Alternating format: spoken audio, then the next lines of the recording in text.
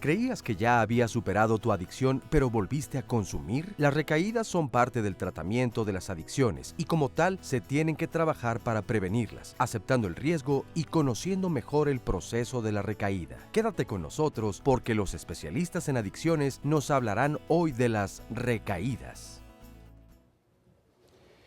Probablemente el nivel de concepto que se tenga sobre lo que el día de hoy se llaman adicciones, porque deben saber que durante muchos años los expertos en farmacodependencia de las Naciones Unidas, de la Organización Mundial de la Salud, le llamaban precisamente así, farmacodependencia.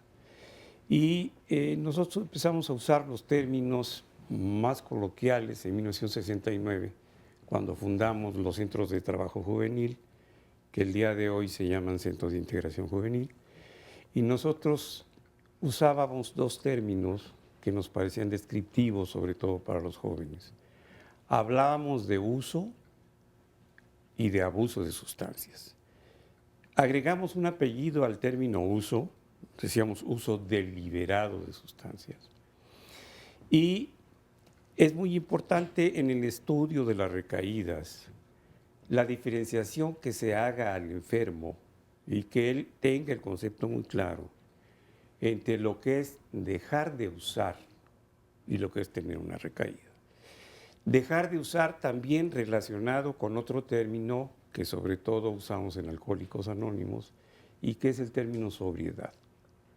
En muchas ocasiones, una persona que solamente ha logrado tener abstinencia de la sustancia o abstinencia del alcohol, cree infundadamente de que esta situación se llama sobriedad. Y no es así.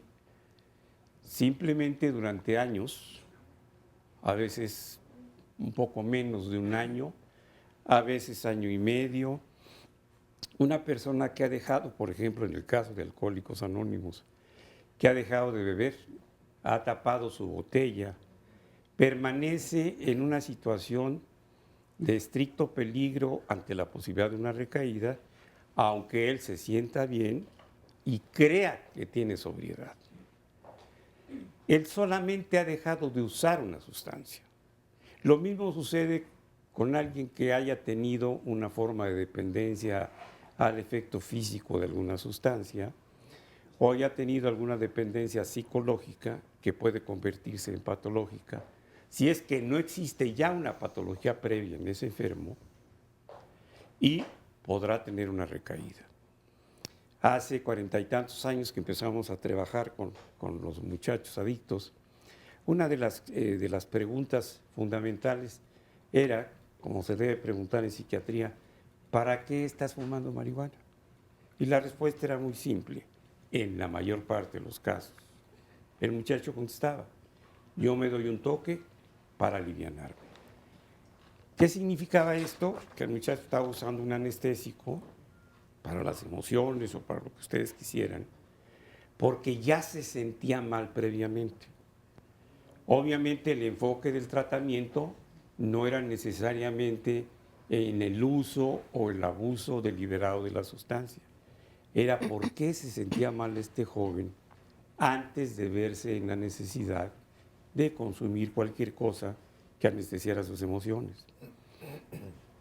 Por eso, cuando en Alcohólicos Anónimos empezamos a tener la autorización de radio, televisión y cinematografía para pasar algunos spots en la televisión cobarda y comercial, nos permitieron usar uno que decía deje de beber 24 horas gratis. Y no pudimos introducir por el coloquio o las palabras que se usaban, otro que a mí me parecía fundamental, que decía más o menos así, no voy a poder decir la grosería, pero se la van a imaginar. en Alcohólicos Anónimos cualquier pentonto puede dejar de beber, pero no cualquier pentonto puede dejar de sufrir. Entonces, el trabajo con el fundamento, con la personalidad, con la estructura neurológica y mental, con la carga genética y sus consecuencias en el enfermo es fundamental. Por eso tenemos que considerar que una persona que, por ejemplo, está en los primeros meses de abstinencia, a veces ni siquiera recae, no se le ha bajado el cohete de la última vez, no ha estado limpio de los efectos de la sustancia.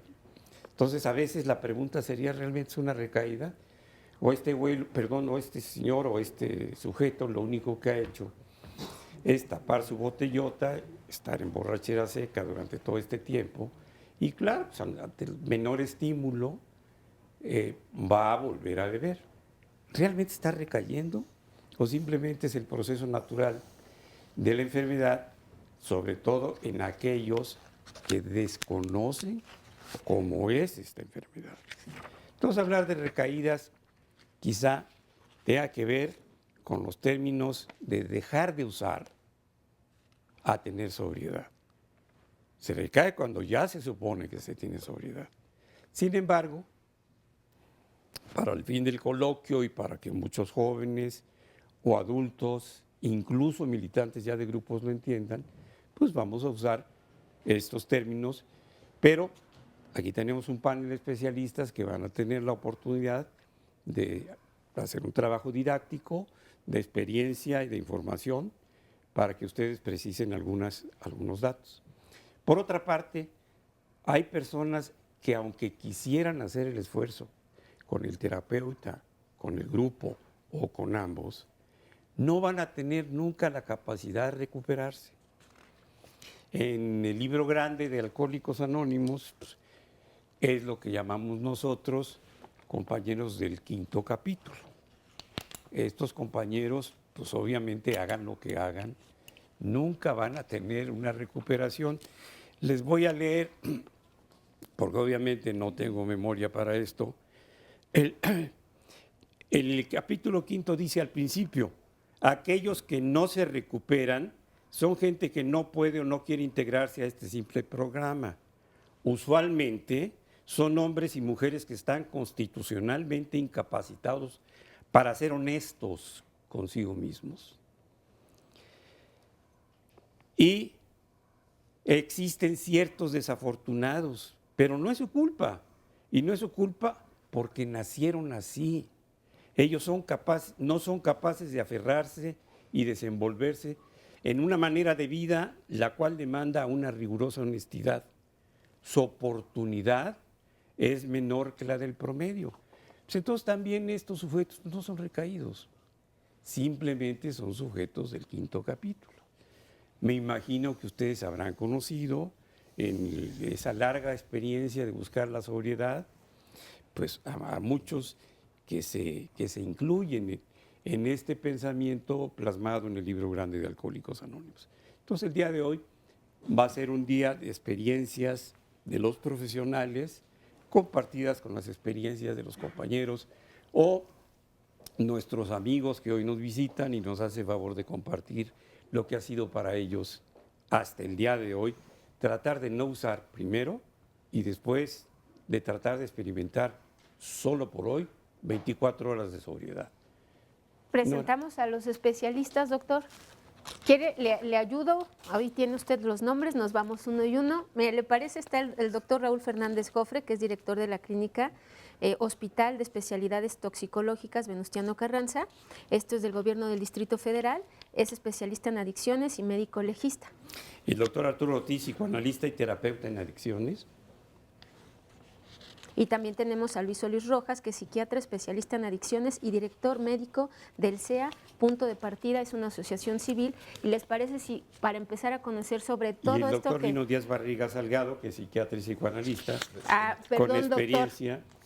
No llegó el doctor Luis Solís, está el doctor Lino Díaz Barriga Salgado, que es psiquiatra y psicoanalista con experiencia de 37 años ya trabajando en adicciones. Él es exdirector general adjunto de los Centros de Integración Juvenil. Qué bueno que está con nosotros. ¿Le parece si empezamos a ver los testimonios sobre esto de lo que usted hablaba, doctor? Tenemos uno grabado, vámonos con esto. Sí, cómo no. Yo inicié mi drogadicción a los 12 años de edad. El primer contacto que tuve con las drogas fue con el resistor. Me corren de la secundaria. Cuando me cambian de secundaria conozco a una persona, a otro compañero. Con él inicio el consumo de la marihuana.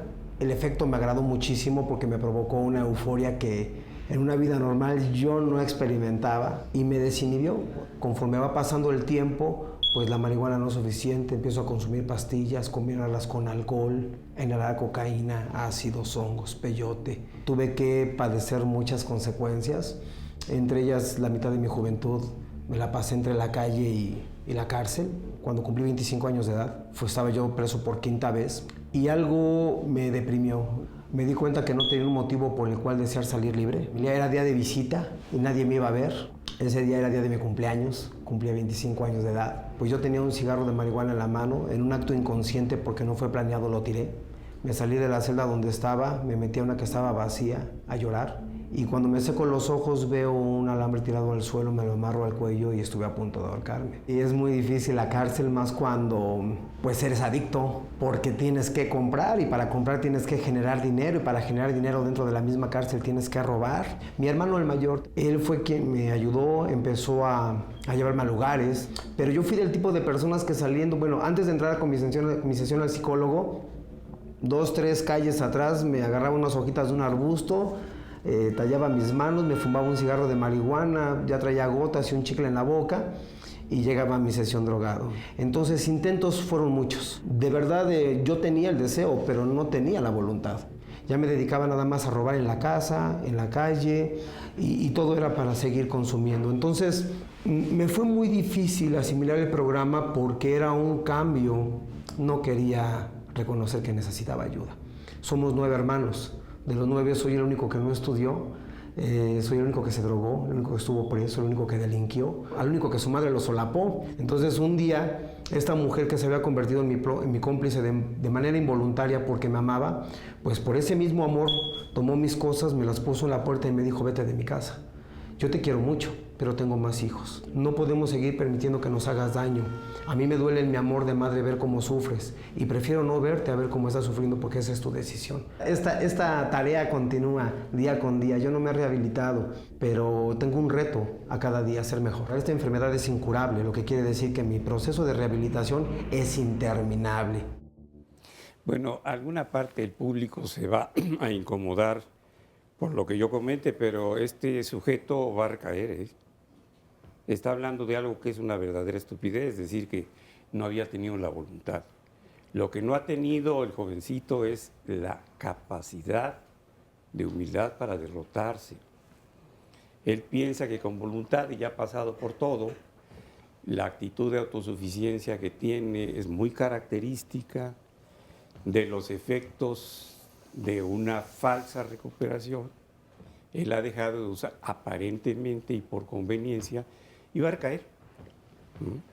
Doctor Casi Lino, se lo podemos firmar. Y, por ejemplo, aquí nos preguntan, y si ya nos pueden apoyar, cómo si esta parte de las recaídas está dentro del proceso del tratamiento. Nos están preguntando en las redes sociales.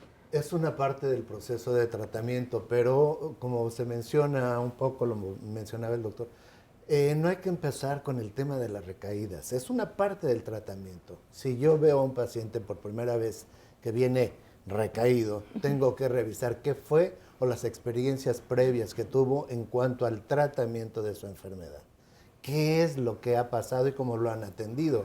Porque una cosa que se reporta mucho y está presente en todos los discursos es los estudios sobre lo que el paciente hace, que no tiene voluntad, que no quiere remontar sus dificultades, enfrentarlas, etc. Y hay una pregunta muy importante que estamos olvidando desde hace muchos años. Bueno, ¿y cuál es el lugar de la persona que atiende? ¿Cuál es nuestro lugar en todo este proceso? En el tratamiento mismo de la enfermedad, solamente como médico psiquiatra es prescribir medicamentos, o es participar también de otra manera si tengo otro tipo de habilidades, ¿no?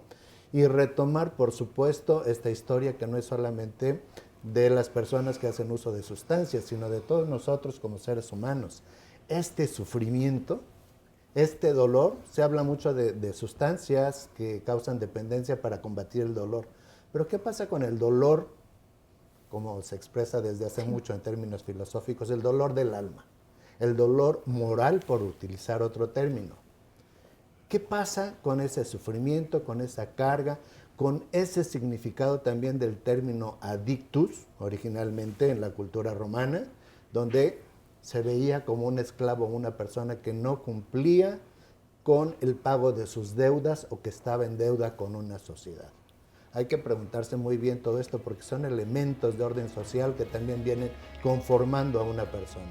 Entonces, vería la parte del tratamiento, cómo ha funcionado y qué pasa en ese tiempo en que se logra la abstinencia, y mientras tanto, qué es lo que nos anuncia o nos permite detectar que ahí viene una recaída. Porque sí se puede esto, doctor, regresando del corte nos lo pueden decir, ¿qué anuncia que viene una recaída? Por supuesto lo podemos conocer con los testimonios, pero qué mejor que ustedes nos digan regresando del corte, y agradecemos por supuesto el testimonio anónimo que grabamos. Podemos retomar de ahí varias cosas también, porque nos están escribiendo aquí en las redes sociales que la familia cómo puede estar apoyando en todo momento, si esto es básico también, y el papel que nos decía el doctor Lino, hasta dónde este médico que ha llevado el tratamiento sigue con ellos en todo el proceso. Vamos al corte y regresamos.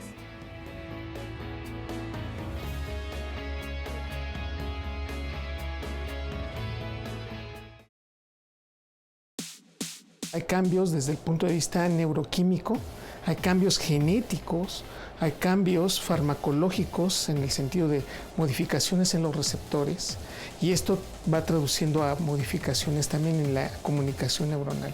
Y estos pueden ser tan rápidos, de una manera tan inmediata, que le llamamos taquifilaxia.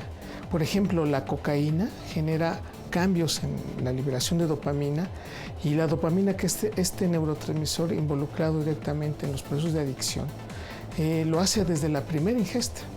Entonces, el que se mete por primera vez una droga inmediatamente tiene cambios a nivel cerebral tan fuertes que busca que la siguiente exposición logre el mismo estado euforizante, tranquilizador y maravilloso que tuvo con la primera exposición, cuando su cerebro ya modificó la liberación, los receptores desde la primera exposición. Y esto lo vemos en minutos, horas y días. Y si el proceso se sigue evaluando, entonces también tenemos cambios hasta desde el punto de vista neuroquímico. Estamos hablando que hay drogas que tienen un poder para hacerlo en forma inmediata, y hay otras que lo van haciendo en forma gradual, sostenida, y que estas modificaciones van cambiando y van siendo un andamiaje. Es decir, van construyendo otro tipo de conexiones que antes no tenía el cerebro. Estas conexiones neuronales que naturalmente uno pensaría, bueno, estamos procurando una nueva comunicación. Esta comunicación que hace después de la exposición a una droga no es de la mejor. Es decir, hace comunicación reverberante, hace un intercambio de comunicación neuronal que le resulta tóxico, y en consecuencia, un común denominador de esta adicción son las muertes neuronales, ¿no? En términos generales, cualquier fenómeno que esté relacionado con la adicción, si tiene sustancialmente modificaciones en comunicación, en liberación de neurotransmisores, en el contexto de estructuración de información en el cerebro y en muerte neuronal. Pues vemos esta cápsula sobre los efectos de las drogas en el cerebro, que es importantísimo también. Ahorita el doctor Raúl nos va a explicar por qué, de ahí tienen que ver las recaídas. En el corte platicábamos sobre qué personas tienen mayor predisposición o cómo sucede esto. Mira, de entrada vamos entendiendo, una persona llega al uso de sustancias porque, valga la expresión, necesita de ellas como andadera para poder caminar. Ahora, es como un niñito, vamos a quitarle la andadera. Pues, obviamente es un proceso paulatino, pero mientras se la vamos quitando, garantizado, no se va a poder detener solo, se va a tropezar y se va a caer. ¿Cuántas veces se va a caer el chamaco? Miles. Pero por ningún motivo pasa en la mente de mamá y papá, ¡ah, qué horror, qué peligroso! ¿El chamaco es tan torpe que jamás hay que permitirle caminar? ¿O necesita la andadera toda la vida? ¿Por qué esas dos salidas no salen? Porque caminar es un plan vital. ¿Qué significa esto en términos de uso de sustancias? que vivir limpio tendría que ser un plan vital. Entonces, cualquier recaída es parte normal del proceso normal de aprender el manejo de la habilidad. Ahora, respecto a la cápsula, en términos así simples, cuando uno se mete una sustancia hay desde luego miles de nuevos cambios, de desbalances o de nuevos equilibrios en el cerebro.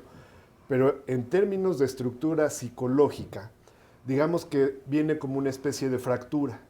Vamos a imaginar que fuera un cimiento, que un pedacito se hunde. El edificio que está arriba, dependiendo de qué tan alto vea yo, la fractura se va a ver más grande o más pequeña. A lo mejor al principio se ve que son unos milímetros, pero si son 50 pisos de alto, por decir 50 años de edad, allá arriba pueden ser de metros. Normalmente las personas no saben explorar que cuando hay una fractura acá arriba, hay que buscar en su origen, ¿sí? Y el origen es esta fractura en la percepción de la realidad o esta distorsión de la realidad que de entrada el empleo de unas sustancias le impone a la persona. Un punto y aparte en esto es, hay muchas personalidades, como decía el doctor, no alcanzan a ver la trascendencia de la conducta. ¿Qué significa?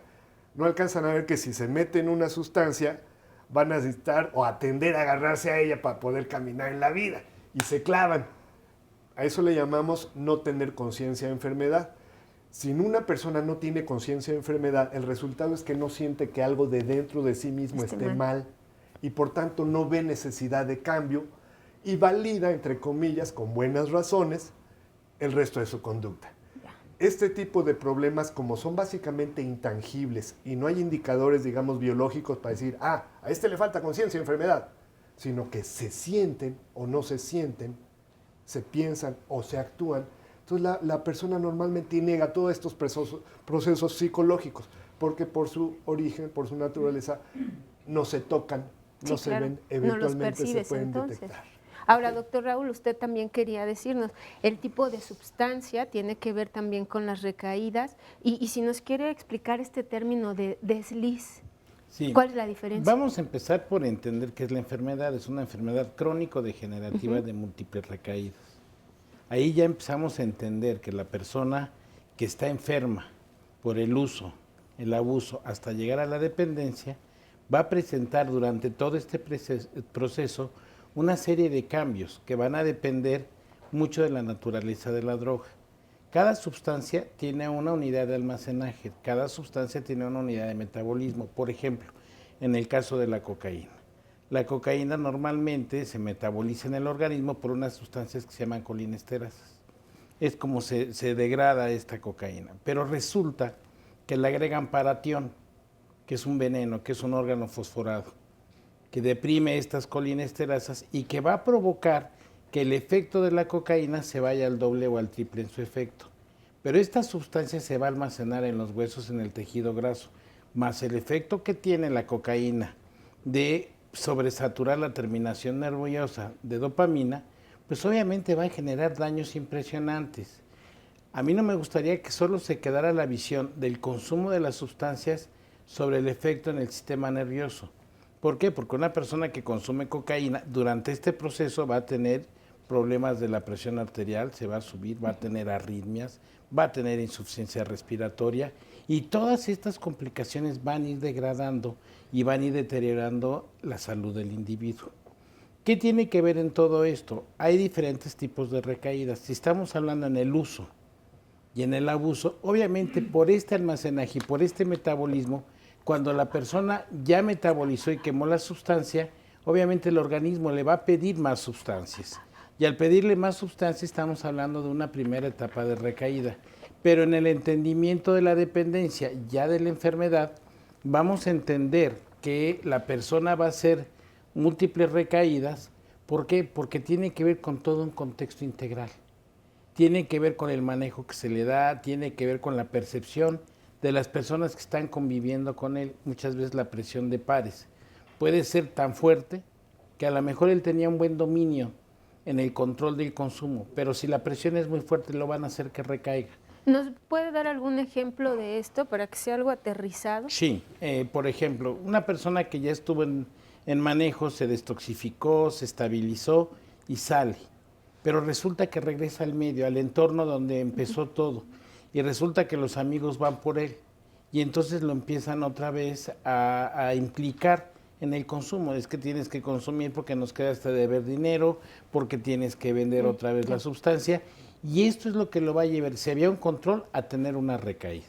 Muchas veces la familia, algo que decía muy cierto Arturo, es la conciencia de daño. Por eso en los elementos de atención integral debe de haber desde el profesional una conciencia y un conocimiento de todos los efectos, tanto reforzadores que se tienen positivos y negativos por los cuales consume la persona, pero los efectos adversos. Porque no tan solo es llegar con el paciente y sentarse y explicarle por qué no. Tenemos que decirle qué le va a pasar, cuáles son los efectos adversos que va a tener y que obviamente le van a explicar por qué cada recaída va a empezar a presentar una serie de signos y síntomas que seguramente en una sobredosis lo pueden llevar a la muerte o lo van a llevar a una discapacidad. ¿Qué es un desliz, doctor? Es esta parte ¿Es esa en la parte? que normalmente la persona está en un proceso y de repente cae. Pero va a caer por todos estos fenómenos que yo le explicaba. O sea, no se puede mantener, forma parte, si entendemos la definición de que es una enfermedad crónica degenerativa de múltiples recaídas, ahí entra este proceso. ¿Sí? Ahora, el doctor Lino nos decía antes de ir al corte que hay síntomas que pueden avisar de una recaída. Hay síntomas que sí, sin embargo quiero insistir sobre una situación porque si no vamos a quedarnos con que todos los procesos adictivos tienen solamente un sustento de tipo neurobiológico o un componente orgánico estrictamente, y no necesariamente. Este ha sido desde tiempos de Aristóteles, desde Platón, en que empezaron a plantear conceptos del alma conjuntamente con que a considerar el sufrimiento, en particular la melancolía, la depresión, ¿sí?, como una enfermedad del cuerpo y del alma. Entonces no tenemos por qué disociar esos dos componentes y muchos otros más que inciden en esta situación, de modo tal que, insisto, para mi gusto y en la experiencia que tengo de todo este tiempo, a mí me parece que los tratamientos en términos generales han carecido de una profundidad en tener la capacidad de escuchar la historia tal como la puede contar la persona que está solicitando ayuda. Y tener, obviamente, la capacidad de escuchar. Escuchar, no oír, sino entender qué es lo que trata de decir, porque no lo puede enunciar. ¿Por qué los niños desde los 12 años empiezan a consumir drogas? Porque nacemos con una serie de, desde la infancia temprana, de búsqueda de placer. De búsqueda de placer, y es el placer que siempre estamos persiguiendo todos, uno desde distintas perspectivas, ¿sí? Pero esta búsqueda de placer también tiene que ver con lo que Freud en algún momento llamó los quitapenas, en su época en que utilizó durante algún tiempo la cocaína, de la cual nos hablaba aquí el doctor Raúl Jofre. Y sabe que, doctor Lino, perdón la interrupción, pero justamente el objetivo de este programa, porque Diálogo se ha caracterizado por abordar este tipo de temas desde hace mucho tiempo, pero siempre nos quedamos en esta parte de las adicciones como una enfermedad crónica, pero no llegamos por cuestión de tiempo y toda esta estructura, no llegamos a las recaídas. Es por eso que el día de hoy el objetivo básicamente es reconocer cuándo es una recaída y a partir de esto cómo pueden salir adelante. Y justo en esto, no sé si tenga que ver la autoestima, sí. Y según la investigación que nos entregó Erika Zamora, ella sí nos habla de una diferencia entre recaídas y desliz. No sé si tú me puedas acotar si sí la hay. Mira, de entrada, como hay cuando la droga llega al alma, pues, y al cuerpo, como decíamos, hay una fractura de la realidad. ¿Qué tanto tarda la persona en restaurarla? Hay quien nunca la restaure. Entonces, la necesidad psicológica del aprovisionamiento de la sustancia va a estar ahí. La persona puede desarrollar habilidades alternativas, digamos, otras agarraderas, ¿sí? Pero eso no garantiza que esto ya está sellado, ¿sí? Ahora, en términos de tratamiento, hablamos de fortalecer una capacidad psicológica que se llama control de impulsos. Control de impulsos es, me armo de valor, ¿sí?, más cambio, digamos, la manera como percibo los datos. Esto es reetiqueto. En vez de ver, por ejemplo, que la coca la necesito, si no me muero, Puedo ver, no, la coca sería deseable, pero no necesaria. Ya. Ahí ya estoy cambiando el lente con el que la miro. Y así sucesivamente, digamos, es muy complejo describir un tratamiento porque es un proceso de vida, pero el tratamiento lleva a que esta fractura emocional se selle. Cuando vamos logrando sellarla, digamos que el sujeto tiene menos riesgo. La pregunta entonces es, oye, ¿habría algún día una garantía de que jamás va a haber recaídas? No, eso sí no. O sea, ¿Y se fortalece la autoestima? no, porque precisamente es como una cicatriz. La cicatriz en la piel sella más fuerte la piel que es nueva, pero eso es una espada de dos filos, porque la de al lado ya quedó más frágil que la que selló. Muy claro. Y entonces, como siempre hay exposición a un riesgo, siempre va a haber, porque las drogas van a estar ahí toda la vida, no podemos bajar la guardia y es una de las cosas más importantes que un usuario de sustancias tiene que aprender. Y la familia Pero- que nos preguntaban, doctor. Pero Lino. puede haber sustitutos saludables que provocan placer. Eso es en lo que hay que trabajar un poco, me parece, o un mucho. Doctor. Mire, en el testimonio de este joven que yo creo que va a recaer, él dijo, somos 9 hermanos y todos tienen estas características y el único que está mal soy yo. Eso es básico.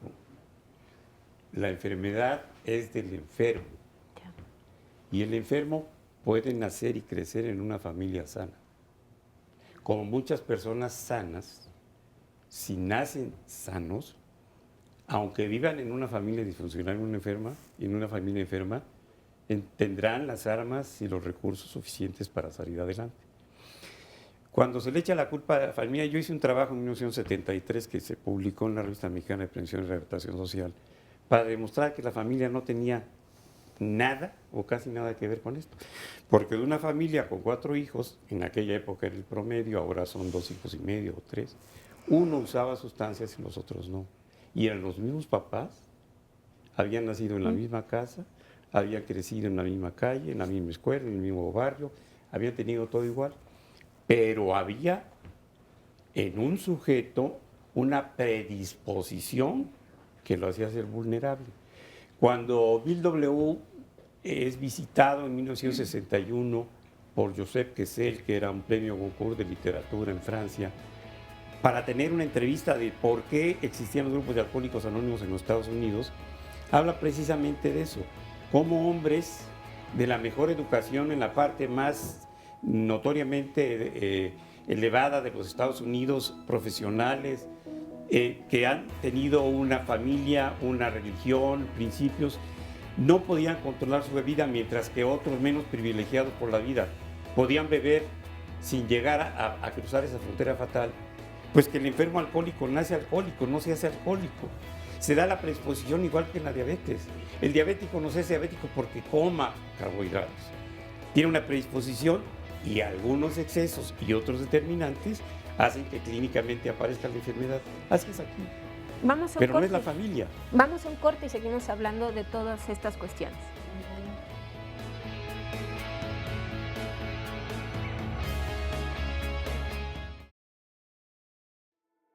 Una persona en recuperación de las adicciones puede comenzar a mostrar síntomas de una recaída mucho antes del consumo. Poder identificar estos síntomas y tratarlos a tiempo puede ayudar a prevenir una recaída. Son muy recurrentes los pensamientos relativos a uso. Hay una gran inquietud de volver a los lugares de riesgo, volver a ver a las personas relacionadas con el uso. Es posible que se descuide el plan de recuperación que implica se regresa a reuniones, se falta a las citas con el terapeuta, se deja de leer o hacer ejercicio. Se aíslan o pierden contacto con las nuevas relaciones de recuperación. Hay mucha irritabilidad, especialmente en las relaciones significativas del adicto. Obsesión con la imagen o los defectos físicos. Dietas excesivas, preocupación excesiva acerca del peso. Sentimientos de depresión y ansiedad flotantes. Sobrevienen estados emocionales incómodos que no necesariamente se relacionan con ningún evento externo. renacen o se exaltan los resentimientos hacia otras personas, discusiones frecuentes en el hogar y la familia. Se está a la defensiva al hablar del tema de su recuperación o al ser retroalimentados. Es muy posible que se padezca insomnio, intranquilidad y dificultad para descansar. Por último, existe una preocupación obsesiva por el dinero y por la seguridad financiera. Por ello, es muy importante tener presentes todos los síntomas que pueden hacer recaer con la finalidad de evitarlo. Bueno, pues ahí escuchamos esta cápsula que es importante, los síntomas de las recaídas que también nos hemos estado preguntando. Ya ahorita el doctor Lamoglia nos va a presentar un testimonio anónimo aquí en el estudio, pero síntomas así. Yo sé que el tratamiento es de toda la vida, pero para la gente que nos está viendo y hacerles también una aclaración, no solo estamos hablando del alcoholismo, ¿verdad, doctor? Recaídas No, claro. por sustancias como cocaína, marihuana, cualquier adicción. Usted se puede comunicar con nosotros y los especialistas lo van a orientar. Incluso el chico que habló primero de inhalantes, de cementos plásticos. ¿Sí? Exactamente. Entonces, síntomas, Raúl. Sí, aquí es bien importante entender que la persona previa a la recaída va a presentar una apetencia, va a tener una necesidad de consumo, entonces empieza con una crisis de ansiedad, puede estar diaforético, que quiere decir esto, que va a estar sudoroso, va a estar nervioso, va a estar tembloroso, va a estar muchas veces angustiado y va a estar buscando, va a estar en un sentido de búsqueda. Primera, a lo mejor con quien se asocia para el consumo, en muchas ocasiones, otras veces ya evoluciona de tal manera que el consumo es solo, es autónomo. Pero una de estas, en ellos, lo que siempre hay que observar es el estado de ansiedad, la parte crítica a lo mejor de la comunicación, la pérdida del aliño, deja de cuidarse, deja de atenderse, deja de atender muchas veces todo lo que es su entorno y sus obligaciones para que todo se vaya directo a dar la atención al consumo de la sustancia. ¿Y si lo identifica, lo puede prevenir? Si la familia aprende a conocer a su familiar, entonces dice, está mal, está ansioso, está mal, bueno, hay que llevarlo en este momento, porque no se entiende. Una parte fundamental para proteger al paciente de la recaída es poder contar con una red emocional de apoyo. ¿No? Normalmente buscamos entrenar a mamá, a papá, a la pareja, a los hijos, en la medida en que nos lo permitan, a varias cosas. Lo primero es sobre la naturaleza de este tipo de enfermedades, o sea, ¿por qué la persona necesitó de esto para subsistir o para preservar más o menos su funcionamiento emocional, su funcionamiento laboral, social? Segundo, ¿qué es lo que la terapia puede hacer por? Y tercero, ¿qué es o de qué manera podemos, la familia, las personas emocionalmente significativas, agarrarnos todos de la mano para hacer una especie como de red para que este señor no se nos caiga, ¿sí? Cuanto más extensa es esta red y cuanto más diversas son estas redes que esta persona puede tener en su entorno, lo estamos acolchonando mejor de las recaídas. Doctor Lamoglia, y usted decía antes de irnos al corte, la cuestión de la familia, puede haber 9 hermanos y solamente uno tiene esta adicción. Sí, pero además hay otra cosa.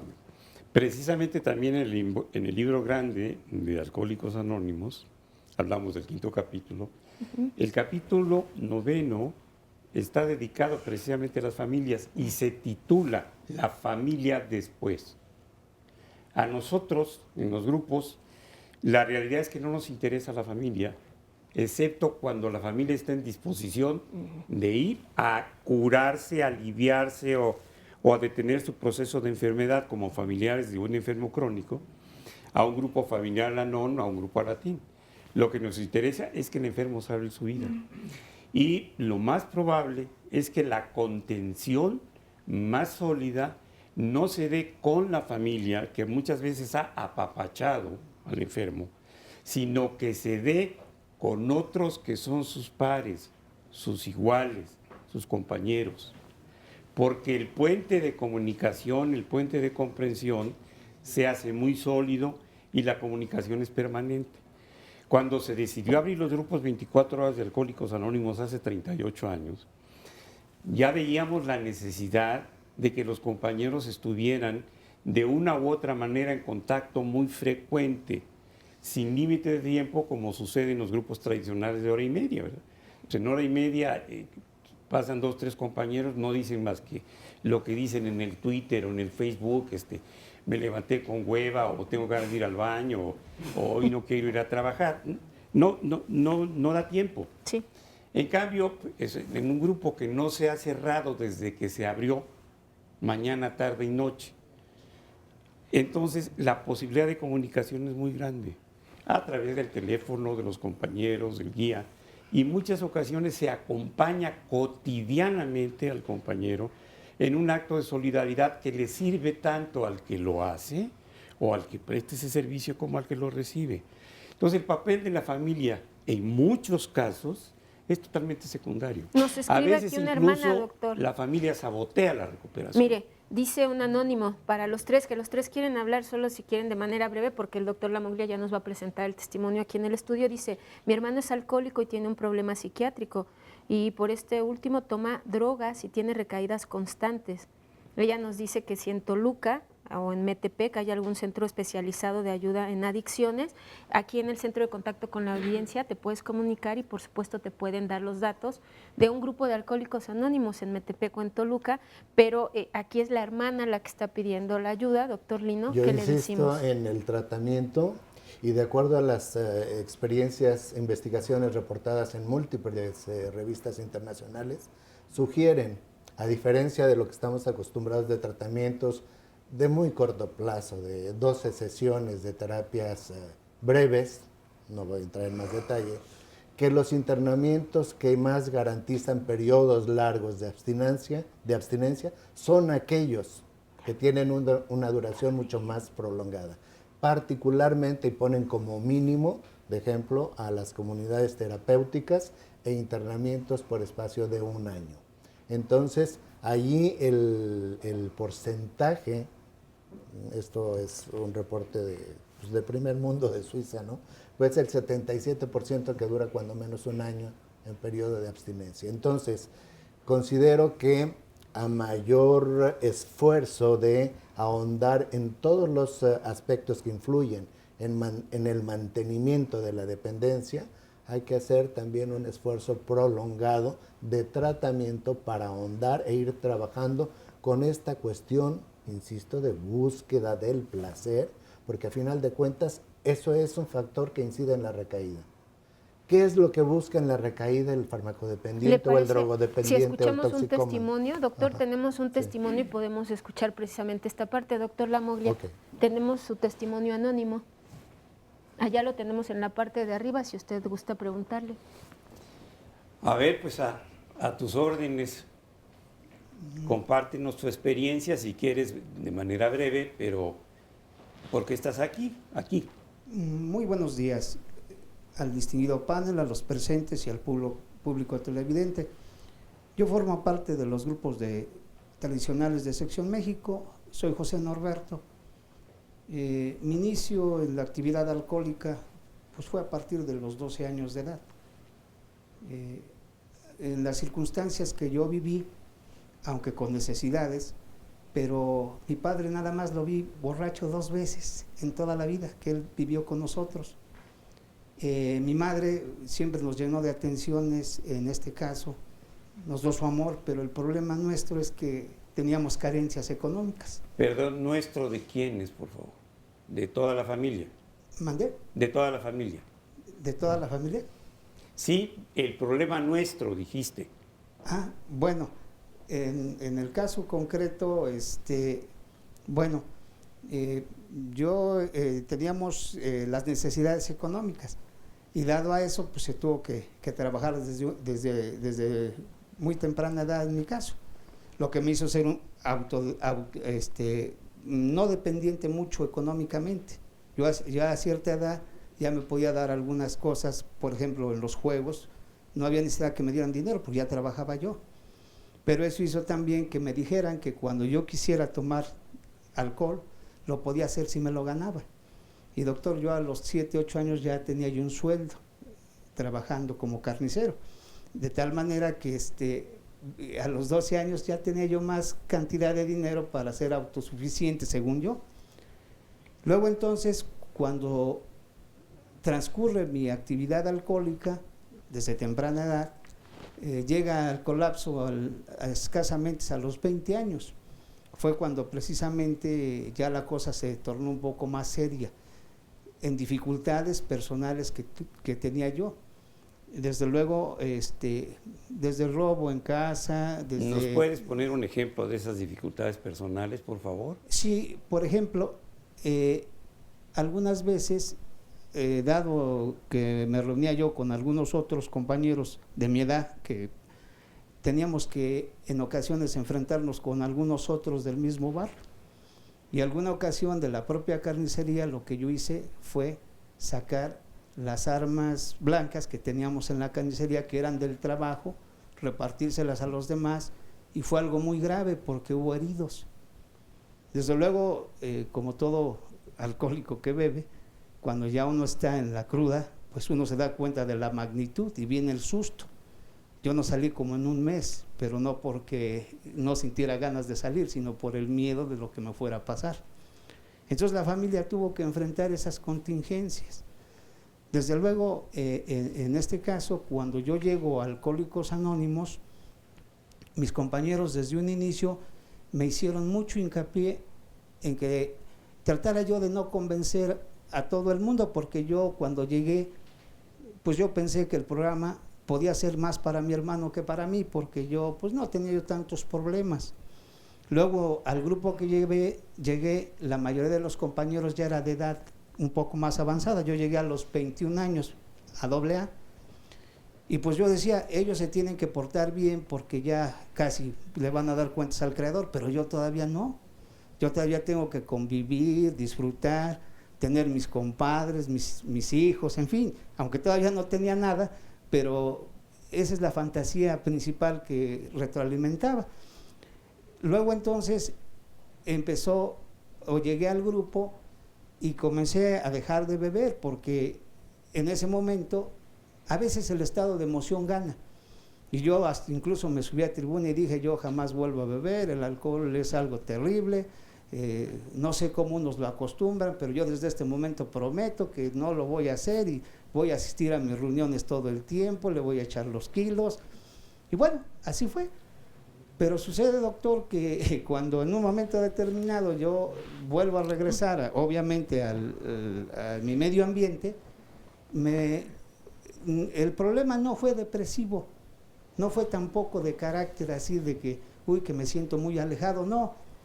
Fue precisamente cuando estaba yo en la convivencia, en la pachanga, así alegre, conviviendo. Oiga, señores, para la gente que nos está viendo es importantísimo escuchar su testimonio, pero también saber, así de manera acotada, muy breve, cuántas recaídas ha tenido y si usted, nos decían que hay síntomas, ¿usted ha tenido estos síntomas? ¿Cuántas recaídas ha tenido? Bueno, una de inicio. Una.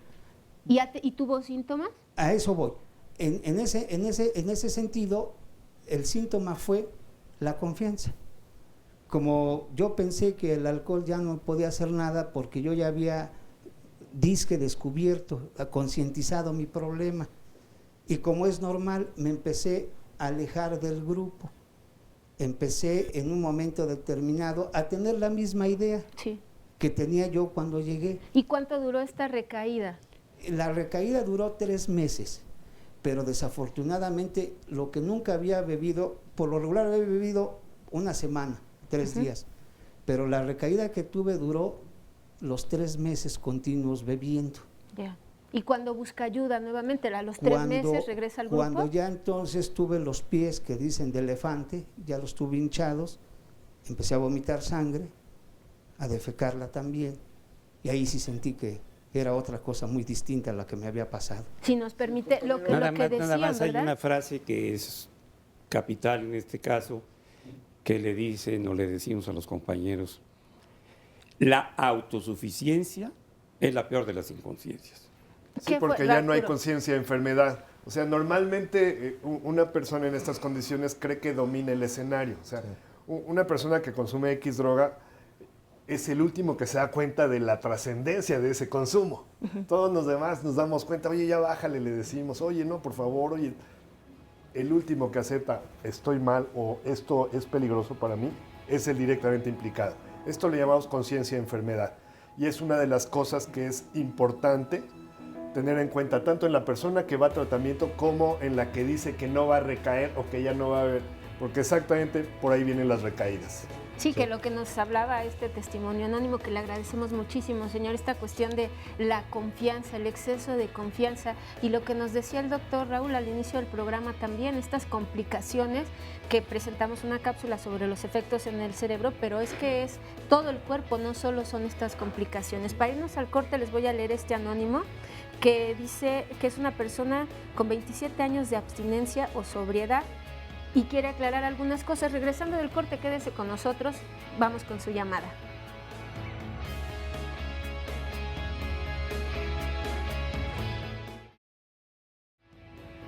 Pues seguimos con ustedes y es momento de invitarlos para que el día de mañana nos acompañen a las 9:30, Diálogos en Confianza de Familia, y el tema será relación esta madre e hijo varón específicamente, y para eso les quiero leer esto que dicen los especialistas, que en las labores de crianza y educación durante los primeros años, el desarrollo del apego del niño hacia la madre es muy importante, no solo porque les brinda la oportunidad de sentirse querido y aceptado, porque además les da sentido de pertenencia e identidad. Pero ¿en qué momento esta relación debe ser independiente y nosotras como madres debemos dejar que este chico varón salga a la vida y no estarlo protegiendo constantemente, no llegar a esta sobreprotección que se da mucho desafortunadamente? Pero el día de mañana, si usted nos ve, los especialistas le darán herramientas para lograr hacer esta independencia sana entre la madre y el hijo varón. Véanos a las 9:30 de la mañana. Y ahora lo invito a ver un resumen de lo que nos han dicho los invitados de este tema de recaídas y después un testimonio. Una persona llega al uso de sustancias porque, valga la expresión, necesita de ellas como andadera para poder caminar, porque caminar es un plan vital. ¿Qué significa esto en términos de uso de sustancias? Que vivir limpio tendría que ser un plan vital. Cualquier recaída es parte normal del proceso normal de aprender el manejo de la habilidad. La persona que está enferma por el uso, el abuso, hasta llegar a la dependencia, va a presentar durante todo este proceso una serie de cambios que van a depender mucho de la naturaleza de la droga. Cuando la persona ya metabolizó y quemó la sustancia, obviamente el organismo le va a pedir más sustancias. Y al pedirle más sustancias estamos hablando de una primera etapa de recaída. La persona va a hacer múltiples recaídas. ¿Por qué? Porque tiene que ver con todo un contexto integral. Porque no tan solo es llegar con el paciente y sentarse y explicarle por qué no. Tenemos que decirle qué le va a pasar, cuáles son los efectos adversos que va a tener. Porque nacemos con una serie de, desde la infancia temprana, de búsqueda de placer. Mi drogadicción inició a la edad de 12 años y lo que estaba al alcance pues eran los inhalantes, que fue con lo que yo comencé. Posteriormente me fui introduciendo más en cuestiones ya de marihuana, las pastillas psicotrópicas. Mi drogadicción duró cerca de 8 años. No busqué la ayuda, sinceramente yo iniciaba y quería seguir conociendo en esto. Entonces no tenía la mínima intención de rehabilitarme, estaba muy chico, pero a la edad de 15 años, mi familia en la desesperación, pues busca un lugar donde me ayudara.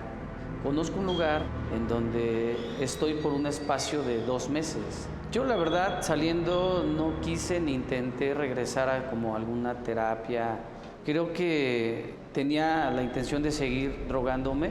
Yo recaigo nuevamente en las drogas. Mi intención era seguir en mi locura, cargando la soledad, cargando el odio, cargando todos estos problemas que quizás era más fácil olvidarlos drogándome. Me aventuro con una nueva.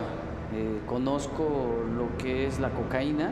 Fue algo que igual, al conocerla, pues jamás pensé que fuera a vivir en ella la manera en como yo caigo. Cada reincidencia es más dura, cada reincidencia es más fuerte en mi vida, porque cada vez entonces voy perdiendo más facultades como humano, voy perdiendo más a mi familia, más los valores, de manera que empiezo a experimentar en la segunda recaída la calle, la experiencia de la calle, en donde tengo que vivir por algunos meses como pelotita de un lado a otro. Conozco una agrupación por tercera vez a la edad de 18 años. Ahora la situación fue un poco más cristiana, Entonces yo como drogadicto activo, pues lo que menos quería era que me hablaran de una religión. Lamentablemente yo llego al extremo de robar dentro del propio hogar, de pedir dinero prestado a nombre de algunos miembros de familia. Llego a este extremo de tener que vender artículos, de tener que sacar objetos de la casa de mis padres. Sí, la droga se vuelve en una urgencia irracional en mi vida, en algo que ya mi cuerpo necesita. Después de tantos lugares que visité y me llevaron, créeme que yo había perdido la fe en que yo cambiara de vida. Yo me veía ya hundido en ese mundo. Yo llego a esta asociación a la edad de 20 años, ya después de 8 años de actividad, con varias reincidencias, de manera que hoy puedo sentirme pleno, puedo sentirme amigo, puedo sentirme útil.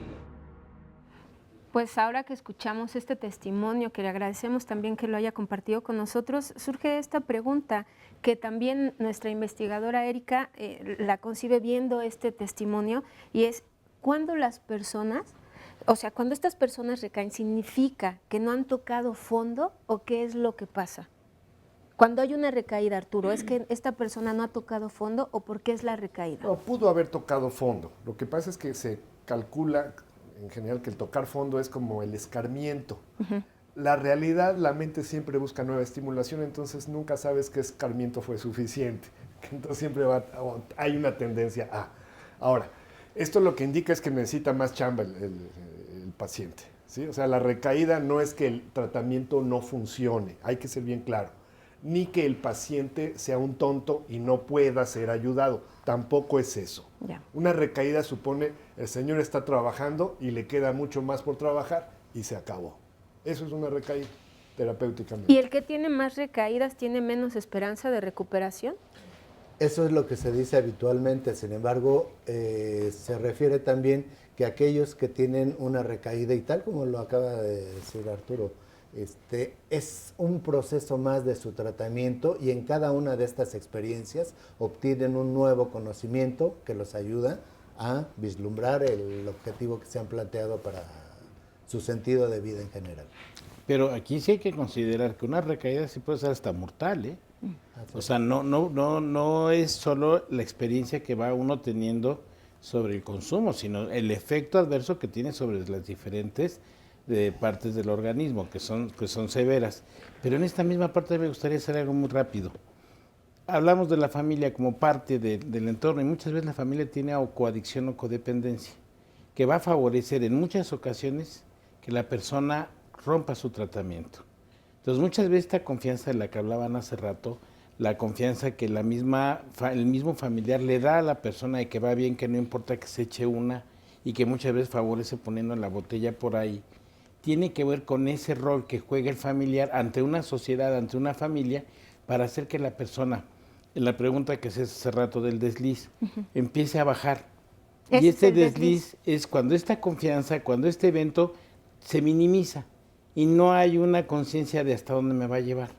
Y al hablar ya de la recaída, ya es el evento donde la persona vuelve a tener un consumo con puede ser repercusiones fatales, porque obviamente no sabemos hasta qué cantidad o hasta qué sustancia y qué tanto usted daña, por ejemplo, el hígado. Y al meter otra vez la sustancia tóxica va a generar complicaciones severas. Aquí son 3 implicaciones las que deriva de lo que dice el compañero. La primera, no porque un paciente haya recaído y la libró, garantiza que a la siguiente la libra. Es bien importante. Esto es importante, ¿por qué? Porque en la mente la droga funciona en el sentido de que el sujeto dice, no me pasó nada, carnalito. Muy claro. Entonces, en su mente eso lo procesa como, soy inmortal, pues no, que tan mala la droga, aquí no me hace nada. Y cuando la mente se sube en el caballito de la inmortalidad, entonces no hay quien lo pare, porque se vuelve omnipotente, o sea, se cree que todas las puede. Y eso es bien peligroso. La segunda implicación es que la motivación es muy volátil. ¿Qué significa? Cuando recae, pues va a querer salir y a veces te puede decir, ya no lo vuelvo a hacer.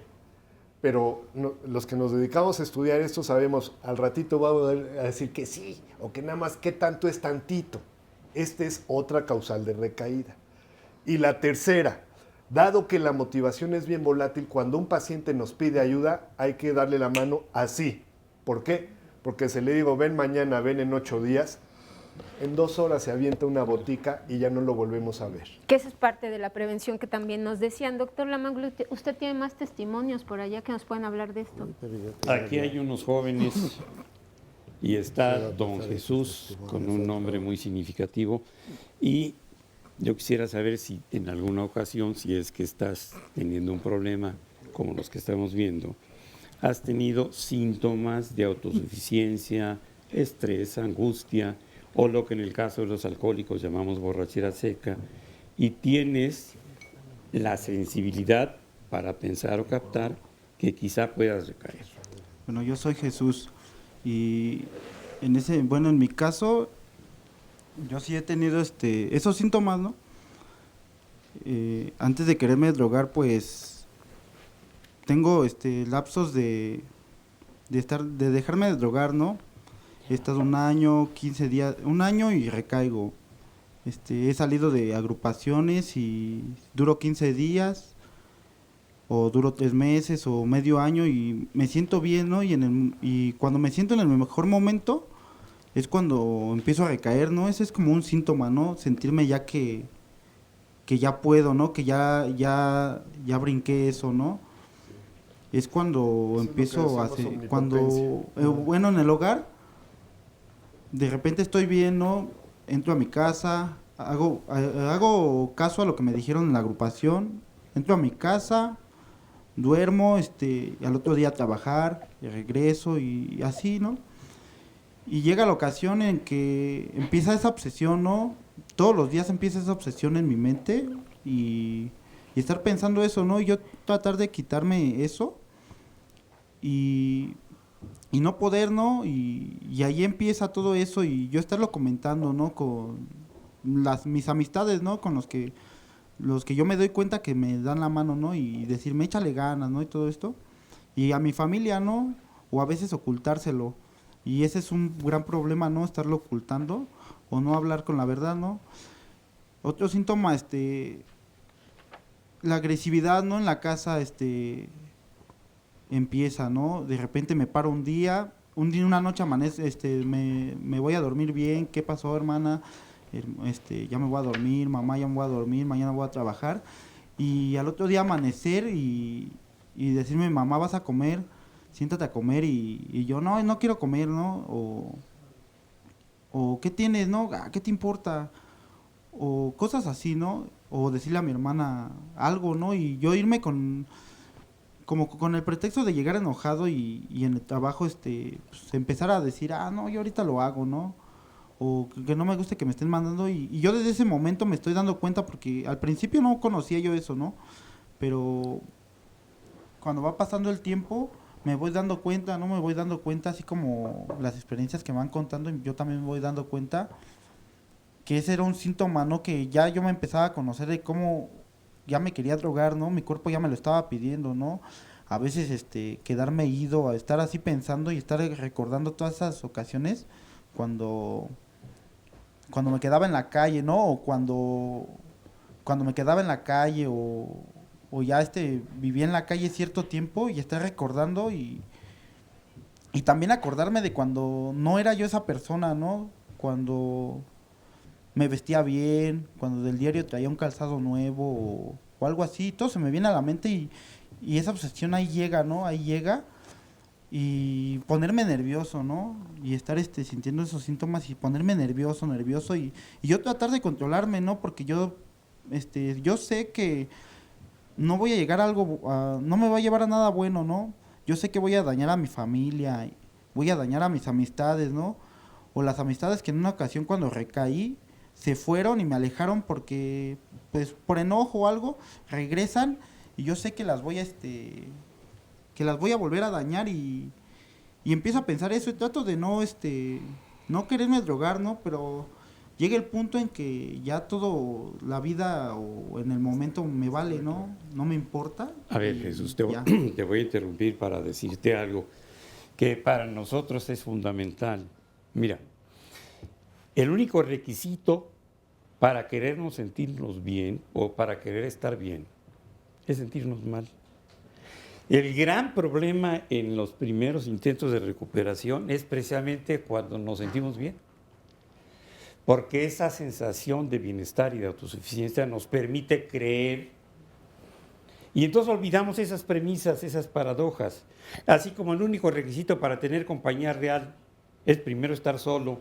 Y por ejemplo, muchas mujeres me dicen, es que no me separo porque le tengo miedo a la soledad. Pues mientras esté acompañada del mazacote, el de la sombra que está allí, pues nunca se le va a acercar a nadie. Así aquí es al revés.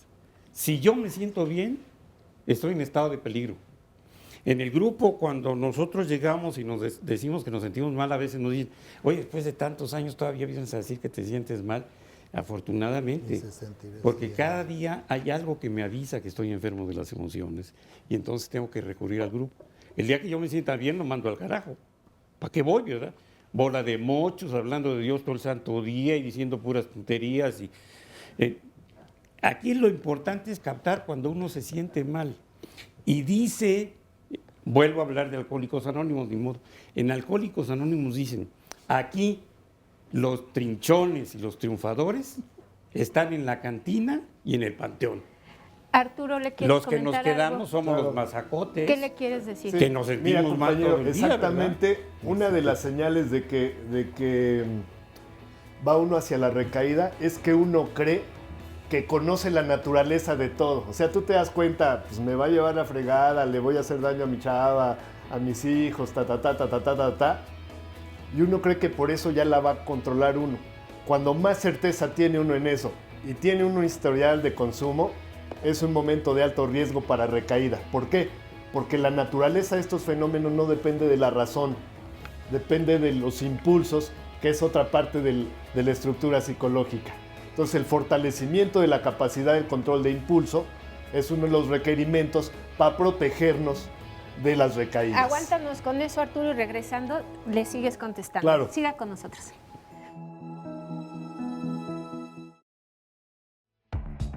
Esta es la Clínica Hospital de Especialidades Toxicológicas Venustiano Carranza. Es de la Secretaría de Salud del Distrito Federal. Es un hospital, una clínica hospital que normalmente atiende todo tipo de intoxicaciones. Intoxicaciones que van desde el alcohol, tabaco, drogas lícitas e ilícitas.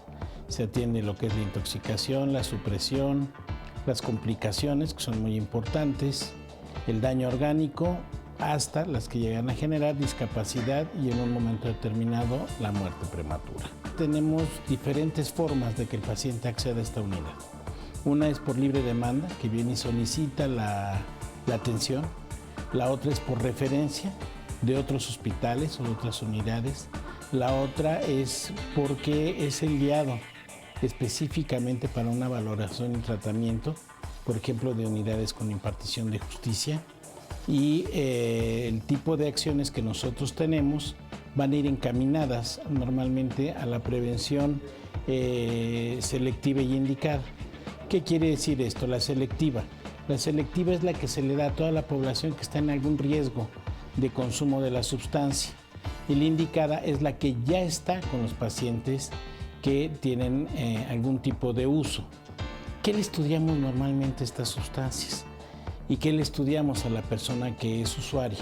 Normalmente tenemos que calificar a ver si tienen uso, abuso o dependencia. El uso puede ser habitual o experimental. Y en el experimental es hasta por 3 ocasiones, vamos. Y el habitual es cuando es en un periodo o es periódica, pero sin que esto llegue a producir alteraciones en su vida. Tenemos las partes de la intoxicación, que la intoxicación es una verdadera urgencia médica que pone en riesgo la vida y que normalmente urge meter acciones específicas para tratar de estabilizar al paciente. Toda urgencia atendida. Una vez que el paciente ingresa, se le hace su apertura para el Seguro Popular o de servicios médicos y medicamentos gratuitos. Normalmente existen 2 clínicas hospital de especialidades toxicológicas, la que es la de Xochimilco y esta que es la de Venustiano Carranza. Y nosotros estamos coordinados con toda la red de hospitales para cuando se necesite el apoyo de una unidad de terapia intensiva, otro tipo de estudios de imagen, se opera en el sistema de red. Pues vamos a esta cápsula donde se nos explica el tratamiento que hay para estas cuestiones de la adicción y bueno, aquí hacen comentarios nuestros especialistas, pero retomando el testimonio que veíamos antes de irnos al corte, esta cuestión él nos platicaba de cómo si tuvo algunos síntomas cuando iba a venir esta recaída.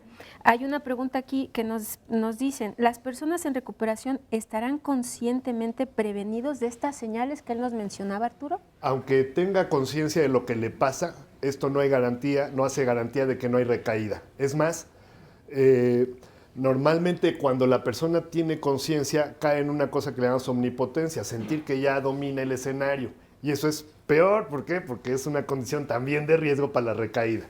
¿Sí? Ya. Doctor Lino, también aquí nos preguntan si la recaída puede ser evitada con fuerza de voluntad y autodisciplina. No, se requiere de una participación desde todos los ámbitos, del profesional y de grupos de ayuda y de todos aquellos que quieran participar.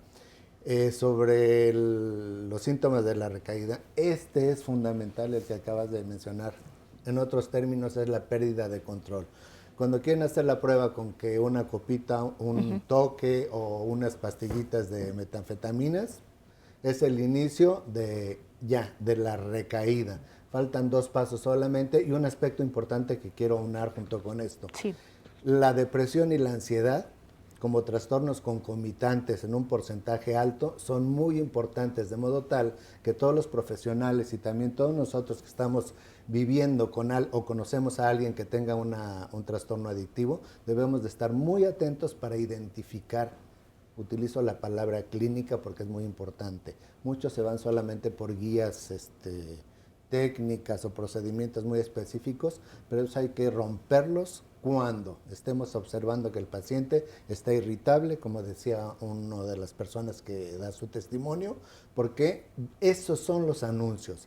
Además, cuando empieza a tener ideas sobre experiencias de consumo de drogas, sueños, ¿sí? Estos ya son a nivel neurobiológico, ¿sí? Y en el sueño, pues es el que nos anuncia de una manera inconsciente qué es lo que está pasando. Cuando sueña con drogas y con artefactos y consumo de drogas, eso nos está anunciando ya que se acerca rápidamente una recaída. Y doctor Raúl, por último, aquí nos dicen también que si el estar pensando obsesionadamente en una recaída hace que esta se haga realidad. Se condiciona, sí, desde luego, ¿sí? Porque estamos hablando de lo que sea precisamente Lino. O sea, va a haber condiciones que van a llevar a que el paciente esté ya trabajando sobre este consumo nuevo que se va a dar. En cualquier caso, no es un asunto nada más de echarle ganas. Eso tiene uno que ser bien claro. No es de echarle ganas ni de tú puedes. Se necesita ayuda o de la banda tipo AA o de profesional. Doctor. Mire, yo quisiera nada más quitar un minuto. Hace 38 años que se abrió el Grupo 24 Horas Condesa, el Grupo Matriz.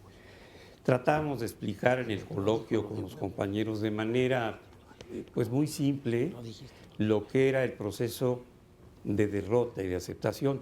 En aquella época yo era un admirador de un gran boxeador gringo, Cassius Clay, después Muhammad Ali, y les decía, miren compañeros, ¿qué pasa si yo, dentro de mi locura, dentro de mi soberbia, se me ocurre pensar que yo le puedo ganar una pelea de box a Cassius Clay? Pues me voy a subir a pelear con él y en el primer round pues ya me madrió, ya me echó al hospital, ¿verdad? Y digo, no, este maldito negro no me lo va a hacer así, ¿verdad? Yo no digo afroamericano porque eso me parece una...